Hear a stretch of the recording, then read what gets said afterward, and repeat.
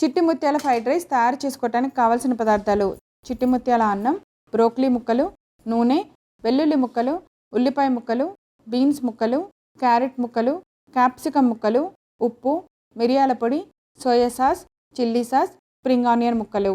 చిట్టి ముత్యాల fried rice తయారు చేసుకునే విధానం: ముందుగా స్టవ్ వెలిగించి పాన్ పెట్టి నూనె పోసి వేడెక్కనివ్వాలి. నూనె వేడెక్కిన తర్వాత సన్నగా కట్ చేసిన వెల్లుల్లి ముక్కలు వేసి ఫ్రై అవనివ్వాలి. ఉల్లిపాయ ముక్కలు వేసి ఫ్రై అవుతున్నప్పుడు సరిపడినంత ఉప్పు వేసి కొంచెంసేపు ఫ్రై చేయాలి. అలాగే బీన్స్ ముక్కలు, క్యారెట్ ముక్కలు, బ్రోకలీ ముక్కలు కూడా వేసి కొద్దిసేపు ఫ్రై అవనివ్వాలి. బాగా ఫ్రై అయిన తర్వాత మిరియాల పొడి వేసుకోవాలి. తర్వాత క్యాప్సికమ్ ముక్కలు వేసుకోవాలి. తర్వాత చిల్లీ సాస్ వేసి బాగా కలిపి కొద్దిసేపు అయిన తర్వాత సోయా సాస్ కూడా వేసుకొని బాగా కలపాలి.